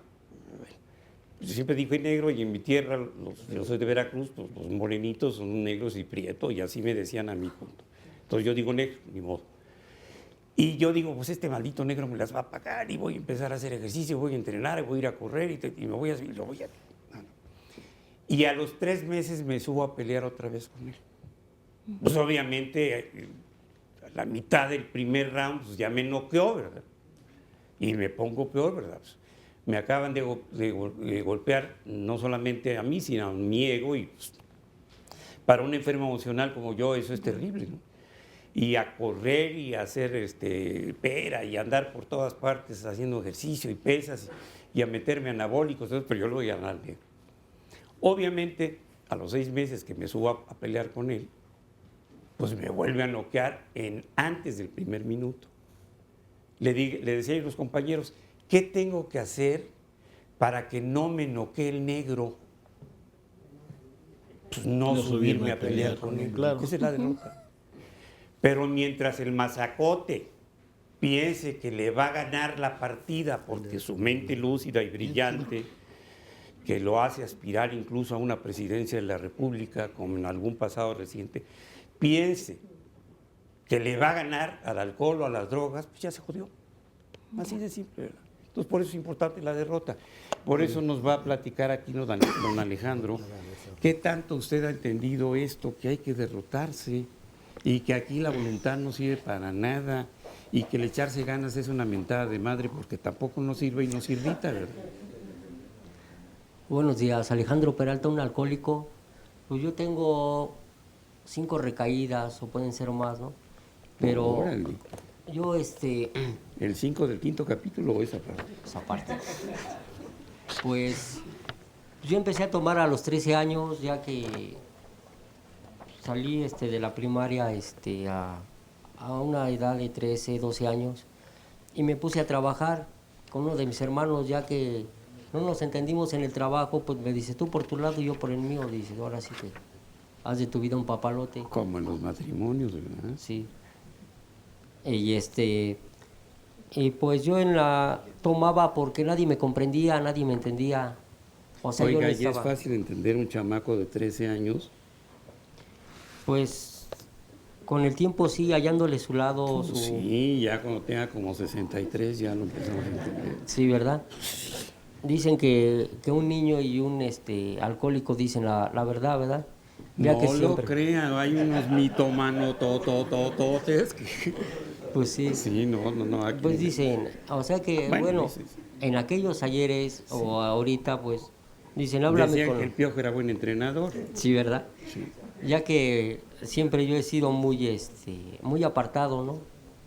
Yo tomo, pero ahorita que tomo moderadamente, sin molestar a nadie, sin ofender a nadie, pues estoy aquí adentro, ya que vine por un amigo, me acompañó y yo nada más quería salir de una duda. ¿Cuál es esa que, o sea, no te pueden privar de tu libertad? Claro que no, usted es en libertad de chupar todo lo que quiera. Nada más que yo les recomiendo, si van a beber, pues beban como hombrecitos, beban como alcohólicos, no como borracho mediocre, usted se va a marear con la rueda de la fortuna. Ya no hay de esos, ya... No, sí hay. O con un vasito de rompope, no, póngase a tomar en serio. Pues sí, ahorita Sí, esa es la libertad, sí. Hay que tener libertad para partirse toda la mandarina, ¿verdad? Ejerza su derecho, ¿verdad? Pues uno toma por desahogo. No, usted. Sí, bueno, uno, o sea que soy yo. Sí, claro. Toma por desahogo o porque no lo comprenden. ¿Quién no lo comprende? Vamos a decir la familia o la exnovia o las exnovias o las futuras novias, pues, que esperan, ¿verdad? No, pues, ya que siempre, pues siempre uno dice, busca el lado más fácil del alcohol. Hace años me preguntaban... ¿Y no le entra otra cosa? No, puro alcohol nada más. Ay, caramba, usted es puro Doctor, ortodoxo. Arturo le quiere comentar a ver, quisiera ahí brevemente acotar, ese es otro factor de riesgo. Normalmente cuando usamos una sustancia decimos, es que nadie me entiende, ni mi vieja, ni mis viejas pasadas, ni las futuras. Momento, compadre. Hay un detalle aquí que se llama autoestima, ¿sí? La autoestima, como su nombre indica, se nace, crece, se nutre desde dentro. Lo que tú estás señalando se llamaría heteroestima, o sea, nutrido por los demás y los demás dicen, qué padre es este cuate, pues entonces ya me siento yo muy chingón y entonces ya no bebo. Oye, mi rey, nada más que eso es desde dentro y era desde aquí y es independientemente de quien sea. Por ahí hay una película que dice que nadie toque tu alma, ni el Papa, ni nadie, si tú no lo autorizas, pueden tocar tu alma. Y ahorita aguas con el potato, porque perdió los argentinos, aguas. Pero era el compañero de al lado. La FIFA. Y andaba que corría, dice, córrele porque no veo el tiempo. ¿Cómo van a quedar? Y usted no bebió ayer, pues ¿cómo? Si perdió su equipo favorito. Usted iba a Brasil, ¿no? No, a la América. Sí. No, entonces póngase a beber, pero ya ahorita. A ver, sí, de una vez. No, ya ir a la América aquí ya es muy peligroso. Entonces también aprobó usted la ley de telecomunicaciones y que no le dieran al canal 11 nada. ¿Verdad? Pues sí, me decía mi amiga, pues, que si el estar solo, que es mala la soledad, pues no es como la sepa vivir uno. Pues yo duré unos 5 o 6 años solo y no, pues entro y salgo como, dice aquel, como San Pedro en su casa, entras y sales. No, pues pero tenía usted una compañía verdaderamente notoria y notable, que es el Pomo. Pues no lo tenía al momento, tenía que salir por él para salir, o sea, y decirles nada. Pero ya me di cuenta en tiempo atrás que les daba problemas a la familia porque llegaba mentando y ofendiendo a todos. Como yo comprenderé o peor. Pues dicen a cada quien, ahora sí cada quien, dicen maricón, allá tú. Así que cada cabeza es un mundo, ¿no? O sea, y vamos a decir, yo hablo, o sea, de lo que me pasó. Pues yo espero meterme más a lleno a Alcohólicos, al grupo donde estamos, que está bien bonito y está agradable. Y no vamos a decir que nos atienden al Cuerpo de Rey, no, pero pues ahí la vamos llevando a los compañeros o compañeras que gusten ir, pues están cordialmente invitados cuando gusten. Ya que siempre he estado yo pues, a gusto, ¿no? Dicen, está uno a gusto con la persona que tienes o con los compañeros que te oyen y te entienden. Oiga, pero previniendo las recaídas, su grupo que está muy bonito, aunque no los atiendan a Cuerpo de Rey, ¿está cerca de alguna vinata? Pues hay muchas. Bueno, ahí está bien. Salir a la puerta y luego córrele. Bueno, pues ahorita vamos a platicar porque se me hace que saliendo de aquí pues hay que premiarse por haber hecho ¿verdad? El esfuerzo de llegar a un grupo bonito, pero le tienen que reconocer, ¿no lo han recibido nunca con una alfombra roja en su casa? No. Doctor, el doctor Lino quiere comentar algo sobre hasta las palabras, ¿no? Que se dicen a veces que tienen que ver con recaída. Por supuesto, este tipo de palabras donde aparece la sustancia que utiliza el dependiente, ¿sí? Activan el sistema dopaminérgico. Es decir, todo esto que se habla y se ha hablado en otros programas sobre el sistema de recompensa y todo eso, hay una estructura cerebral que se llama amígdala. Esta amígdala nos hace vivir experiencias de consumo, como los famosos flashbacks que presentan en las películas, ¿no? En un momento presente, solamente con el recuerdo y con la activación de todo este sistema donde participa la memoria, y ese es un signo tan semejante como el que pusieron de autosuficiencia, donde voy a tomar al fin que voy a controlar la droga, muy importante como para decir, aquí viene una recaída. En términos de conducta, una persona que ha consumido, por ejemplo, coca, dejó de consumir, vuelve a imaginar el escenario original donde la consumía y es capaz de disparar las mismas sensaciones, aunque no lo esté consumiendo, sí, por lo intenso que esto es. Entonces, esta es otra señal de riesgo de recaída.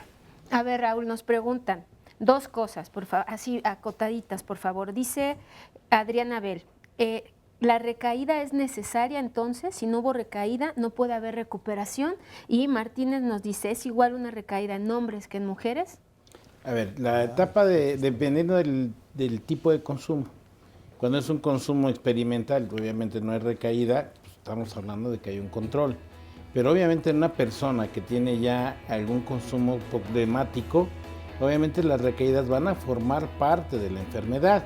No que sea necesaria para hablar de curación o no curación. Yeah. En el hombre y en la mujer, finalmente en ambos se presenta el mismo proceso del que se hablaba, esta parte de los neurotransmisores que tienen que llegar a un equilibrio para llevar una vivencia.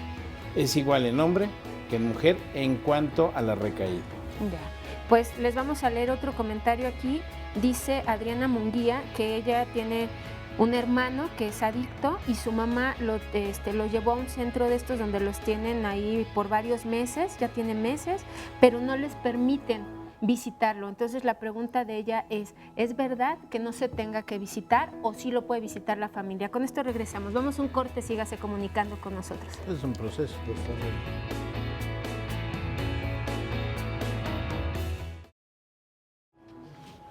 Pues ya estamos a punto de finalizar el programa del día de hoy, pero el próximo lunes tenemos más temas de salud para usted y será cesáreas. ¿Son necesarias de verdad? Este es un procedimiento quirúrgico que ha salvado la vida de muchísimas mujeres. Desafortunadamente, sí estamos por encima de los estándares que la Organización Mundial de la Salud indica. Fíjese, ellos nos dan entre un 10 y 15%. México está arriba del 20% de quirúrgicas de cesárea y la verdad es que es altísimo y hay 3 factores que vamos a analizar.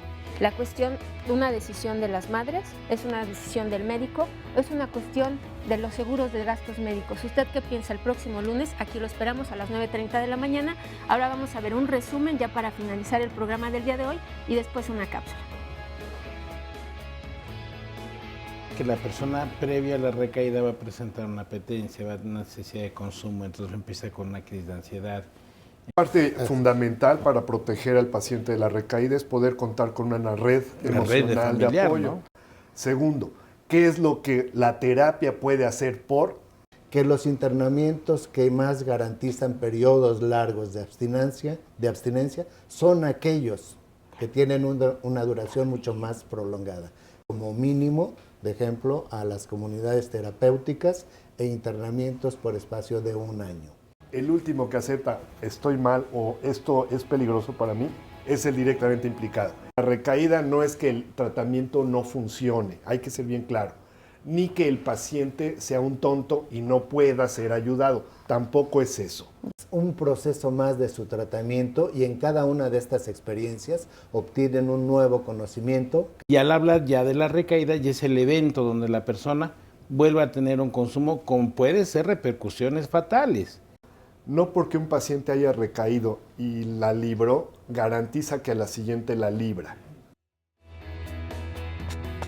Esta es la unidad de tratamiento residencial para las adicciones Torres de Potrero del Instituto de Asistencia e Integración Social de la Secretaría de Desarrollo Social del Gobierno del Distrito Federal.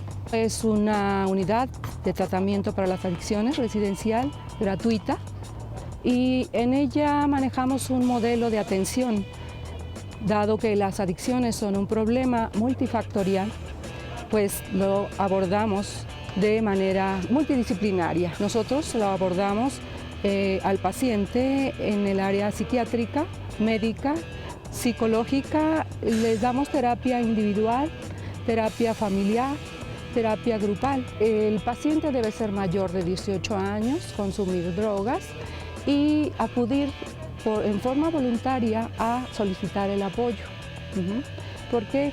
Pues porque es muy importante que el paciente se integre como tal a su tratamiento. Nosotros brindamos 13 años de experiencia en el tratamiento, en el abordaje psicológico, psiquiátrico, médico.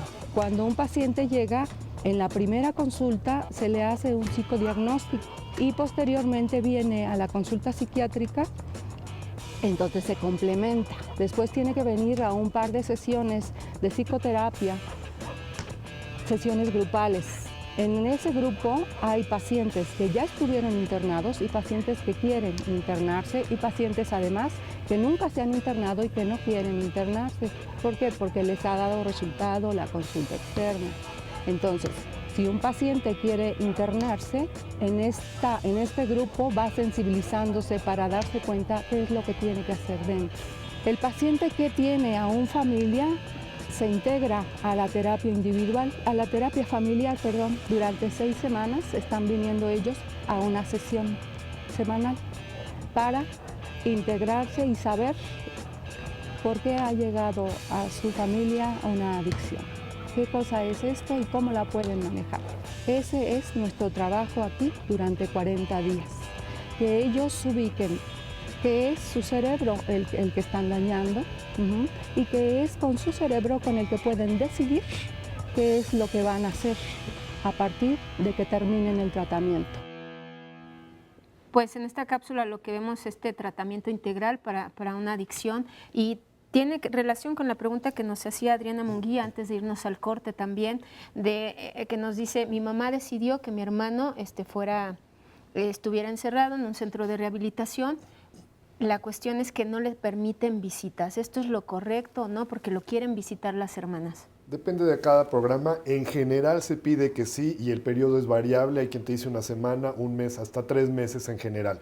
Sin embargo, en todos los casos hay que buscar que el establecimiento esté acreditado por la norma oficial mexicana que se llama NOM 028 y el establecimiento debe tener una fotocopia de esa acreditación en la entrada. Sí. Entonces, si dice NOM 028 acreditado, digamos que estamos en un lugar por lo menos que cumple el mínimo básico de estándares para la intervención. Ahora, viendo este tratamiento integral, también surge la pregunta que nos hacen aquí en las redes sociales, que está con algunas palabras que no les puedo decir, pero es una cuestión, Raúl.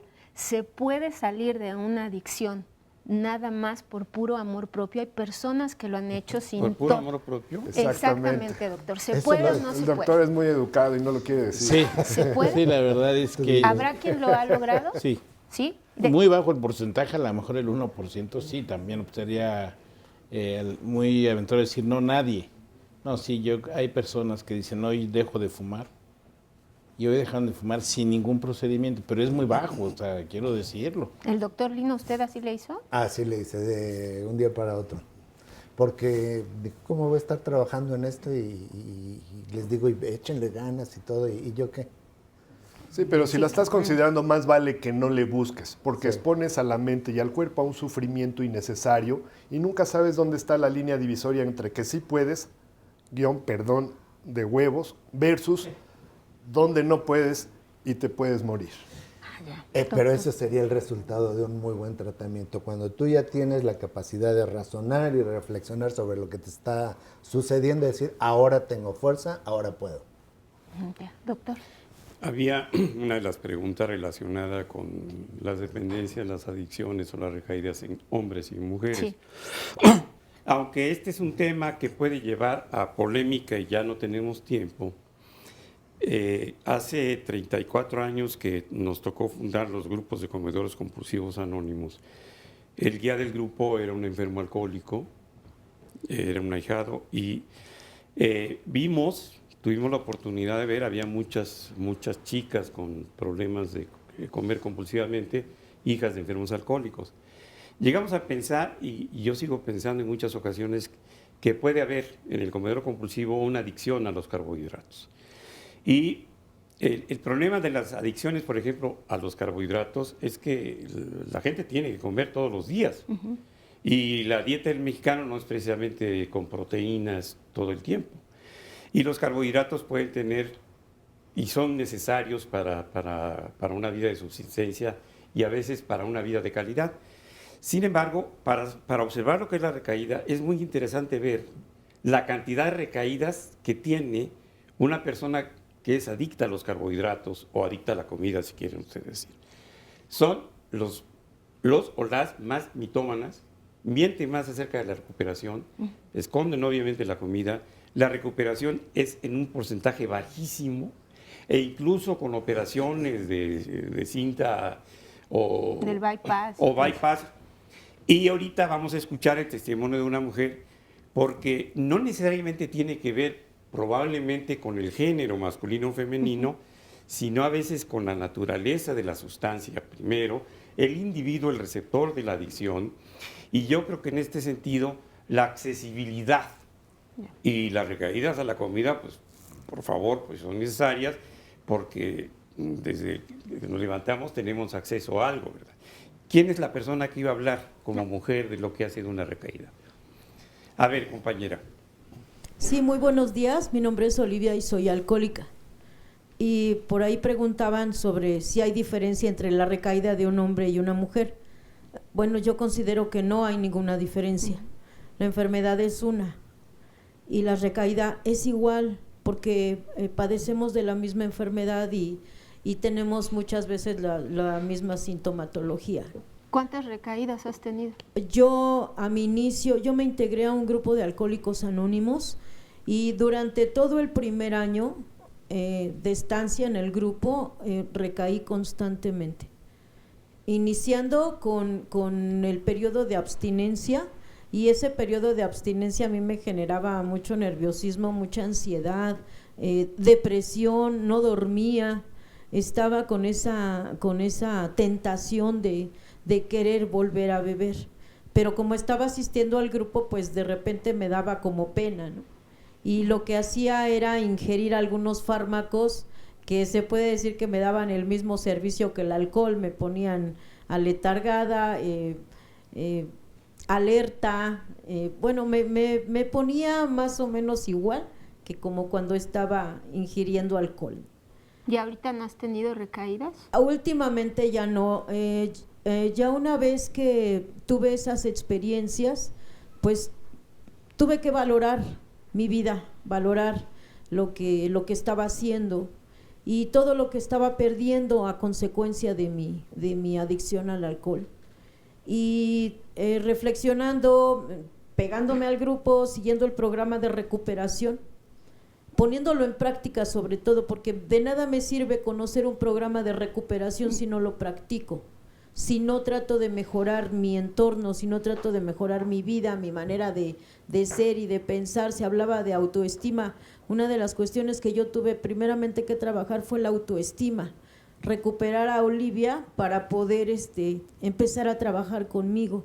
Y pues gracias a la práctica de ir practicando paulatinamente el programa, pues me he mantenido ya las últimas 24 horas sin beber, sin consumir absolutamente nada que altere mis sentidos. ¿Cuánto tiempo llevas sin beber nada? 17 años. 17 años, pero hay... ¿Las recaídas sí le sirvieron?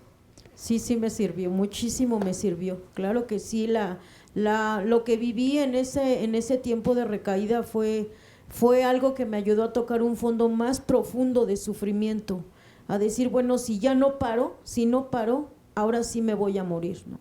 Porque me expuse a situaciones de muchísimo riesgo, peor que la primera vez, peor que las primeras ingestas alcohólicas. Cuando volví a beber, fue peor las experiencias que llegué a vivir. Entonces, también el temor me hizo detenerme, el miedo a morirme, ¿no? Mire, hay dentro de la literatura sobre esto en la vida de Bill W., pues él habla de sus recaídas múltiples durante su actividad alcohólica, pero ya en estado de abstinencia y después de sobriedad, Bill W., ¿a que no tengo micrófono? No, nuestro testimonio, doctor. Bill W. se llamaba a sí mismo el campeón de las recaídas emocionales. Entonces, yo creo que sería definitivo que alguien quisiera expresar lo que significa una recaída emocional, porque precisamente la exposición a estas recaídas emocionales, donde no se ha llegado a consumir de nueva cuenta, son quizá la experiencia más aleccionadora para permanecer en un grupo. Cuando pasa la nube rosa, que a veces puede durar año y medio, 2, cuando el enfermo que está en su nube se pone en cero y trata de ir a alguna parte, viene un periodo muy significativo, que es el de aprender cómo detectar la angustia sin llevarse por ella. Porque ha habido periodos de bienestar tan prolongados que de veras el individuo piensa que flota. Y definitivamente ahí es donde empieza una situación también de peligro, incluso antes de que aparezcan los síntomas de la borrachera seca, con el síntoma principal, que es precisamente la reacción explosiva. Entonces, ¿qué sucede con las recaídas emocionales? Que es precisamente la necesidad de comunicar lo que esa presión interna hace que se convierta en un pensamiento parásito llamado obsesión, por regresar a la sustancia. Y el enfermo tiene que entender que si lo que tiene es una presión constante y esa impresión está dejando una huella de nueva cuenta en su alma o en su espíritu, lo que tiene que hacer es extremadamente sencillo. Lo contrario a impresión, a huella, a marca, lo contrario en castellano a impresión es expresión. Necesita expresar, vomitar lo que le está haciendo sentirse mal para no verse en la necesidad de anestesiarlo. Eso es todo. Tenemos aquí una llamada de Blanca, dice, tengo 29 años sobria, las personas adictas a las drogas o al alcohol tienen recaídas porque dejan de asistir a los grupos y a sus terapias para seguir conociéndose a sí mismas. Y ya estamos a punto de terminar el programa, doctor, si nos gustan dar sus conclusiones. Arturo. Recaídas es una parte normal del proceso de restauración de la psique. Es análogo a cuando un bebecito empieza a caminar, se va a caer y recaer y a lo mejor se rueda las escaleras y se tumba los dientes. Pero como caminar limpio es una meta vital, no claudicamos. Doctor Lino. Solo digo que no pierden la esperanza. Con la recaída hay que renovar la esperanza y por supuesto los tratamientos deben de ser prolongados el tiempo que sea necesario, con distintas terapias, pero siempre estar apegado al tratamiento porque eso le va a servir de mucho apoyo también, igual que los grupos de autoayuda, ¿sí? Para continuar evaluando esa búsqueda de placer y tener, como decía a lo largo de este programa, placeres saludables. ¿Cuáles son los placeres saludables? Hay que buscarlos con cada uno de manera singular para ver cuáles son sus posibilidades, cuáles son sus capacidades y acompañándolo en todo este proceso terapéutico, lograr un objetivo de vida, insisto, saludable para no ponerle otro término. Y agradecemos los testimonios, si hay padres de familia y madres de familia aquí también que quieren escuchar algo. Doctor Lamoglia y doctor Raúl, brevemente doctor Raúl para que el doctor Lamoglia nos dé su conclusión. Es importante que la familia, los acompañantes tengan siempre un directorio de las instituciones que puedan atender y esto es porque en la recaída no siempre ocurre en un horario en el que pueda ser accesible. Entonces es bien importante porque muchas veces el paciente termina siendo atendido en donde no debe. Les agradecemos mucho que nos hayan acompañado. Ya lo sabe, el tema del próximo lunes, las cesáreas. ¿Son necesarias? Si quiere compartir el testimonio, pues ya sabe, puede reservar su lugar. Gracias a todos ustedes de verdad por compartir su testimonio. Nos vemos en la próxima. Gracias.